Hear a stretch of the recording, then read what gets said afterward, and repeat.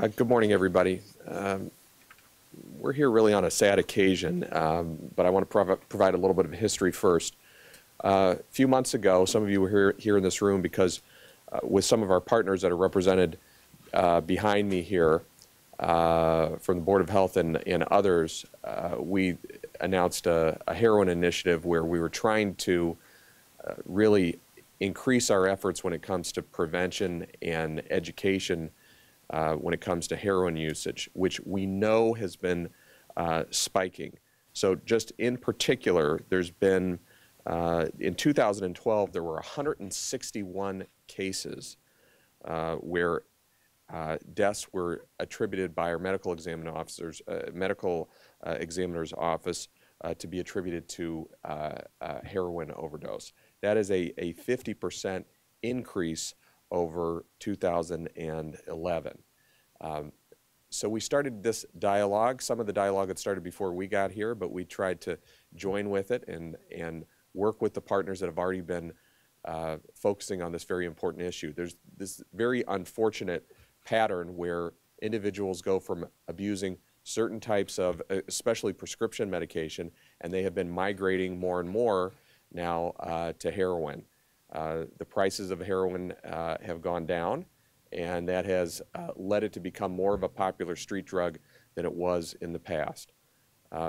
So behind me we have individuals that have helped with education and intervention and treatment and also enforcement. And it's going to take all of those partners working together to try to make progress in that.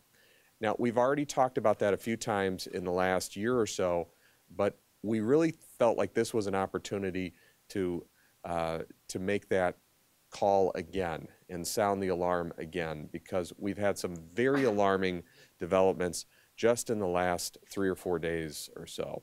So just over the weekend, there were another 5 human beings who lost their lives, we believe, the best evidence shows us, as a result of heroin overdoses.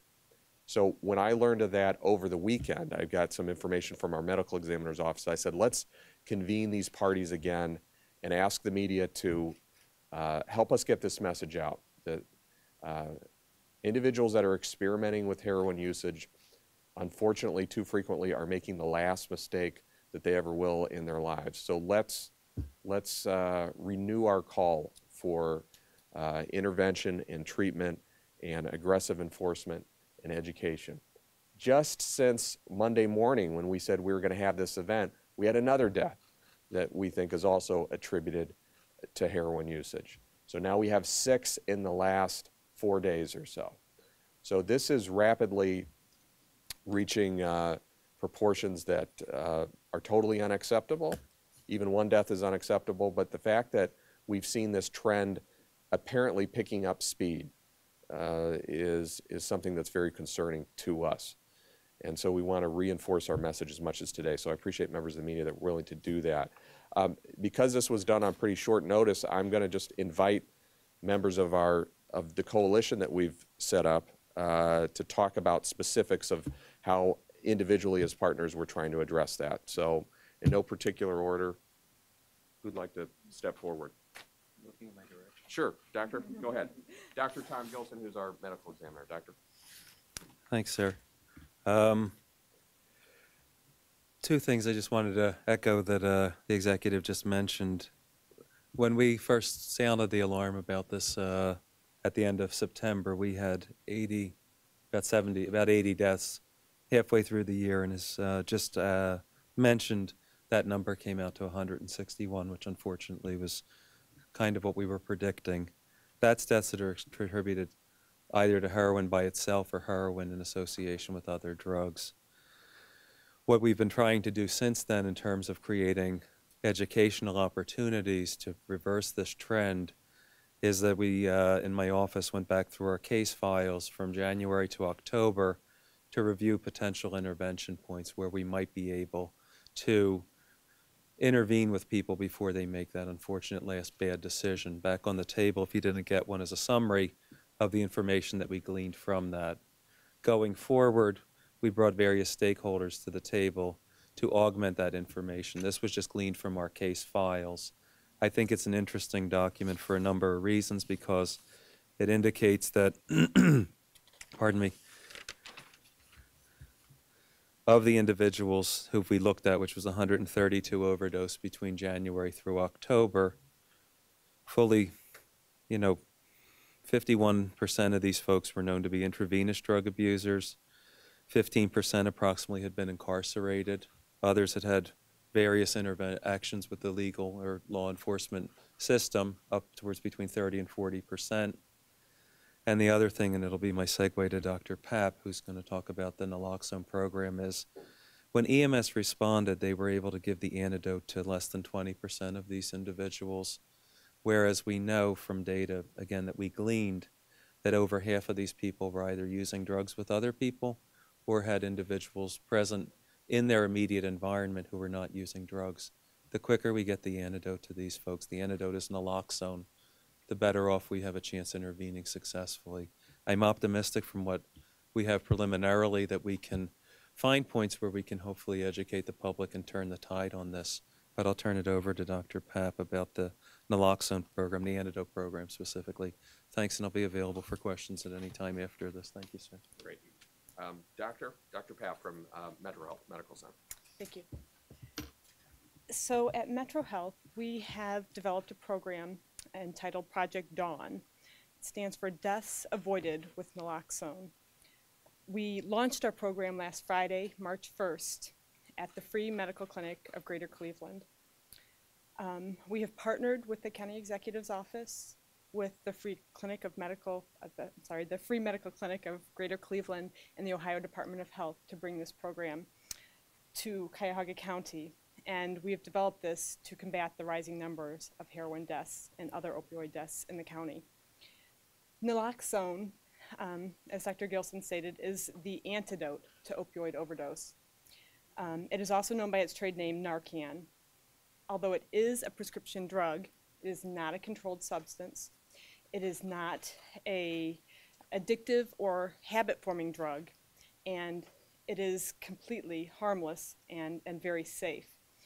In fact, this drug has absolutely no effect whatsoever on the body unless opioid drugs are present in the body, including heroin. When a person overdoses on heroin, breathing slows down and eventually stops. This is what leads to death. In the emergency department and on ambulances, we provide this drug to patients who are overdosing to rapidly restore their breathing. With Project Dawn, we are going to provide this drug out to the public so that you, as responders to opioid overdose, are able to respond and provide naloxone and restore the breathing of an overdose victim. Because when a person stops breathing, every minute and every second counts. So the sooner this antidote is available, the more lives we can save. It is important to remember that Narcan or naloxone only reverses opioid drugs. Opioids include heroin, but also include other prescription drugs like OxyContin, methadone, Percocet, and Vicodin. It will not reverse drugs in other classes. It will not reverse alcohol, and it will not reverse benzodiazepines like Xanax or Klonopin. The goal of Project Dawn is to prevent opioid overdose death. We will provide education for participants on recognizing the risk factors for overdose. We will help to help participants identify an overdose when it is happening, and we will train them to respond by calling 911, providing rescue breathing, and administering intranasal naloxone. We will distribute overdose prevention kits to all participants free of charge. The kit will contain 2 pre-filled syringes of naloxone with nasal adapters, an educational DVD, and a quick reference guide. The quick reference guide will briefly outline the steps needed to be taken for an opioid overdose. Because an overdose victim cannot respond to an overdose, it is meant to be given by a third party in the same manner that an EpiPen would be given to a person who's having an allergic reaction.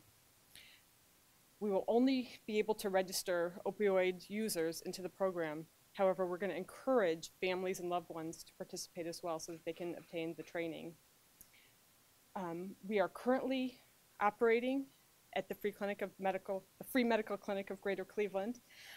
We are available every Friday from 1 p.m. till 5 p.m. We began operation last Friday, March 1st, and we have distributed our first naloxone kit. Again, the training and the kits are free of charge. We'll supply refills of naloxone as needed, free of charge. And I will have some kits available afterward if anyone would like to look at it. I also have flyers and some pamphlets that are outlining steps in the program. And lastly, anyone who has questions regarding the program, the MetroHealth line has been set up and available for people to contact for additional information. Great, great. At this point, I want to, and again, the county, my office has been involved in this more recently, but we have a lot of community health partners that have been participating in this for quite some time. One of those entities is the County Board of Health. I want to recognize Vince Carafi from Cuyahoga County Board of Health. Vince, do you want to say a few words? Thank you very much. Sure. One of the things I want to say is we've been working as a collaborative more oriented towards the prescription of, or the misuse of prescription medication for about 2.5 years. And several of the individuals that actually spoke are actually part of our local coalition. Our local coalition meets every other month. The next meeting is actually going to be Thursday, March 28th at the Cuyahoga County Board of Health. I welcome anybody that's there. I can say that over the past 2 years that I think Cuyahoga County is very rich in services oriented towards treatment, mental health, or even a drug addiction. I think some of the challenges that we face are resources, awareness, and trying to get a hold of parents. And what we're trying to do in conjunction with Dr. Gilson and the Poison Death Review, some of the information that's being put out by Metro Hospital, is to try and find those points of prevention so that we can ensure we're getting the message out to the people that need help, whether it be those individuals coming back from a reentry program, whether those individuals that are at greater risk from a heroin overdose coming out of treatment or a sobriety house. And those are some of the things that we should be hopefully gathering some time, some effort to actually begin gathering those people together for an educational training here relatively soon. Thank you very much. And I think that we definitely need to put a better foot forward. The one thing I would like to say that I think parents need to get involved, and it's something that we're really looking forward to in the future, is gathering those points and opportunities, not only to educate that at-risk population, but also get parents involved in helping move this forward and reducing the impact of the opiate epidemic that we're facing right now. Thank you. If I could ask a question, not that Sure. I don't trust the journalists here to ask the right ones, but could you explain the link between prescription drug abuse Sure. and heroin usage? Because Sure. I think a lot of people Yeah. see those as two totally separate things. What is the link Yeah, there? I think since about 1999 to now, our latest report that actually came out from the Ohio Department of Health, we've seen an increase in opiate abuse from prescription medication and fatalities about 372%. In many cases, what happens is people get hooked on opiate pain meds, and unfortunately, they can't carry the cost. As an example, an 80 milligram tablet of Oxycontin on street value is $80. So what happens is they get themselves in a situation where they can no longer afford their habit. Heroin these days it's available, it's easy to get, and that's what they revert to, is heroin. And in many cases, they talk about it. I'm not a mental or a drug treatment counselor, but I think in some cases, it's not only to get high, but it's to cure their sickness and the need to continue their habit. We see probably, I think on average, about 4 people a day dying in Ohio from the misuse of prescription medications. So the link is many people that we deal with, many people that are on our coalitions that unfortunately have lost loved ones, were prescribed prescriptions legally and couldn't get off those prescriptions and ended up taking heroin and not realizing, either coming out of a sober house, that they were at a greater risk because the purity level these days is much higher, and the lack of awareness to, they think they can take that same amount that they took prior to going into the homes or sober houses. So that's the link we're at right now. It's unfortunate to see that, I'm sure that people had heard about the pill mills down in southern Ohio. The last report that I saw, and the gentleman from the Attorney General's office or might be able to help us on this, there has been a shift in abuse, and it's more oriented towards what we're seeing up here in Cuyahoga County and in the northern regions of Ohio. So that's the link. Thank you. You're welcome. I want to recognize at this time, if I could, Steve Donnell, who's from the U.S. Attorney's Office. We've established this great partnership now with U.S. Attorney's Office. Just yesterday, had another event on consumer fraud issues. with his first assistant. So, Steve, I appreciate you being here, and the floor is yours. Thanks, and I want to thank you and all the people here, but I want to thank you for your leadership on fighting the plague of heroin. I think it was about 2 years ago that I stood with Chief McGrath across the street, and we announced what at that time seemed to be a massive blip, which was the largest heroin seizure in the history of Ohio. 20 kilos of heroin, $1.8 million. The FBI, the Cleveland Police Department, places in Shaker Heights, Cleveland Heights, Solon. Unfortunately, it wasn't a blip. Unfortunately, what we've discovered is that heroin usage has dramatically increased and continues to dramatically increase in our state, in our region, and in our nation. To give you an example, in 2005, in cases that were federally prosecuted, our seizures were about 140 pounds. And just 4 years later, 2009, in the same metric, it was over 500 pounds. That's over a 300% increase in just 4 years. And of course, as Ed mentioned, the toll isn't just addiction and isn't just ruination of family, it's literally death.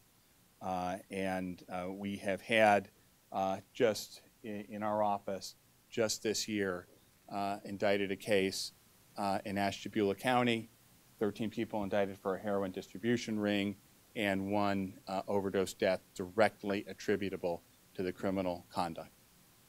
And that's just an incredible toll. But I really want to applaud the multi-front approach that you're taking on this, because it can't just be about enforcement, and even the part of the equation that's enforcement needs to be done better. And one of the things that you're doing, which is so important, and that the sheriff and that the medical examiner is going to do that's so important, is helping us to decrease the time and increase the link between the death and the dealer.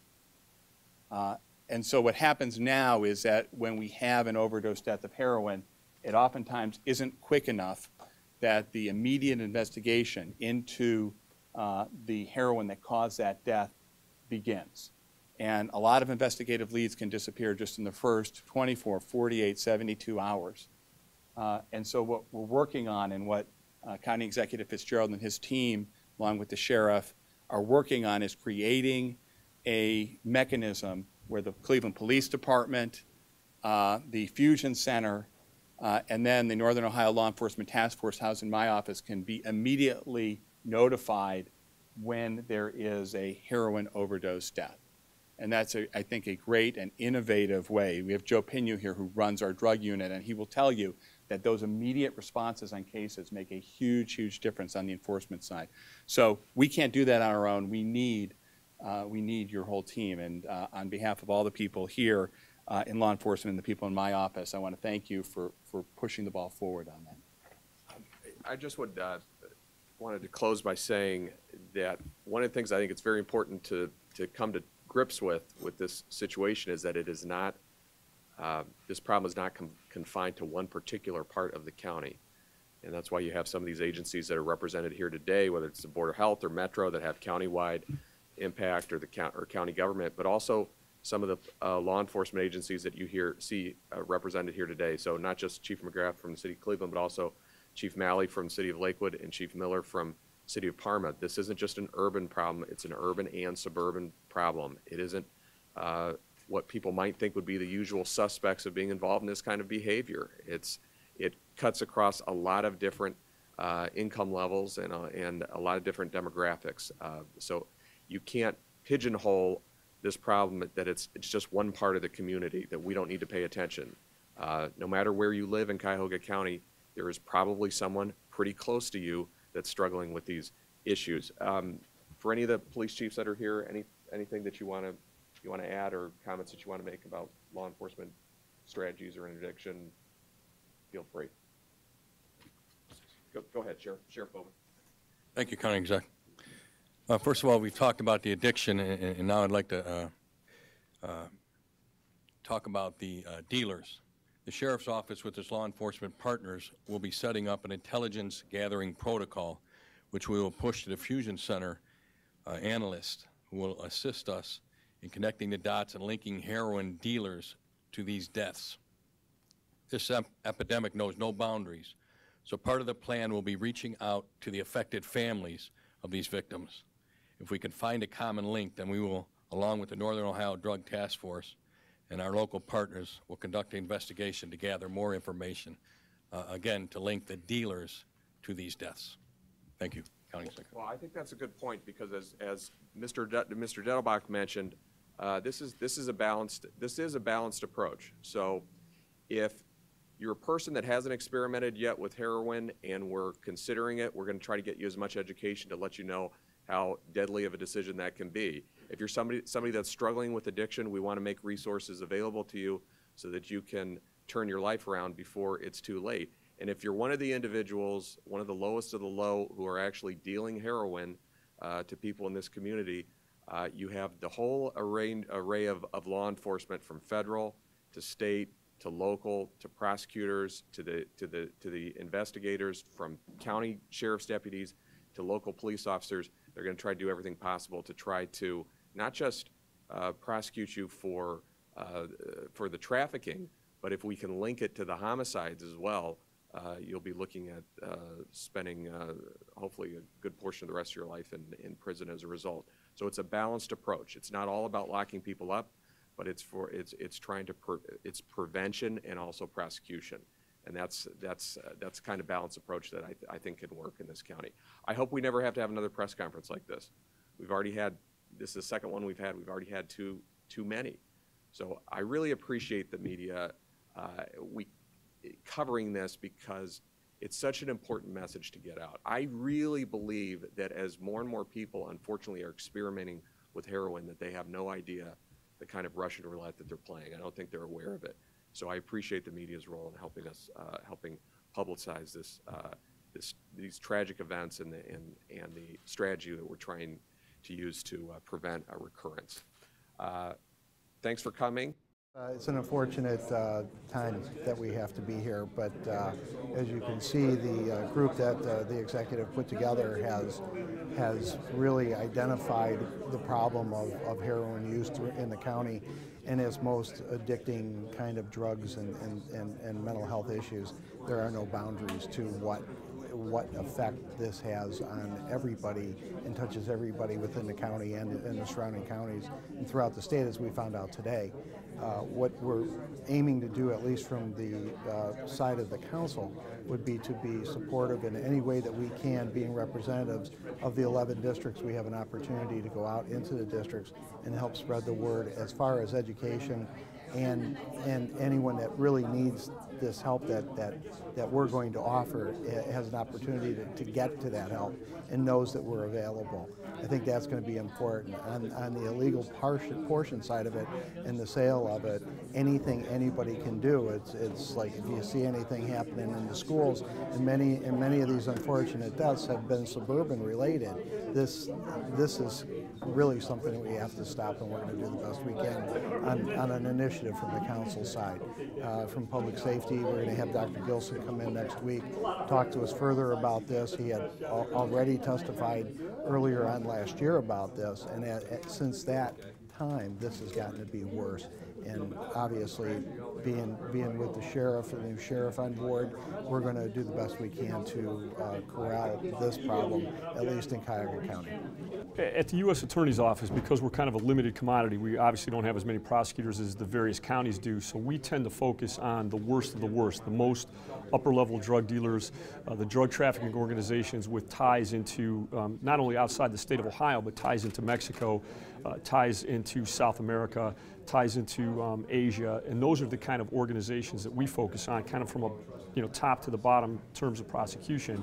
And what I can tell you is right now, the #1 drug threat in the state of Ohio is heroin. And that's for the first time it's surpassed cocaine and crack cocaine, and that's an area that we're trying to focus on right now. This is really, the last piece of the puzzle that needed to get into effect to really tie these overdose deaths to the actual dealers, to give us the kind of ammunition we need to prosecute these kind of people. We have a task force that's actually co-located in the U.S. Attorney's Office. It's called the Northern Ohio Law Enforcement Task Force. It's made up of all the federal agencies that investigate drug crime, but it's also made up of a number of local and state agencies. The Cuyahoga County Sheriff is there. The Cleveland Police are a huge presence. University Heights, independents, all these other organizations that make up this task force to be able to get out and attack drug crime from all the various levels.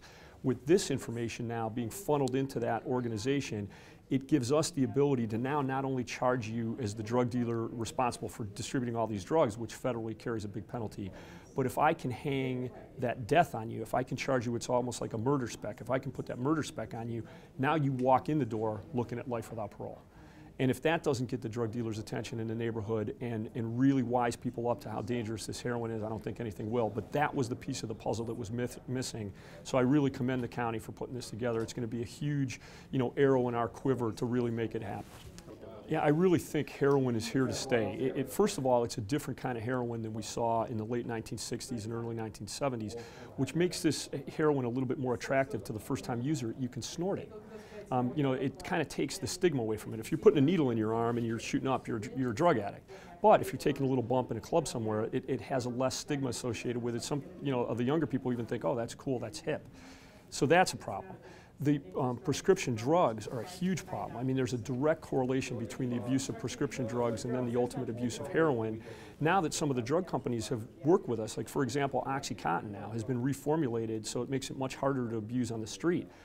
That was great, and it helped really reduce some of the OxyContin problem that we were having, but the unintended effect that it had is it really drove more people to heroin.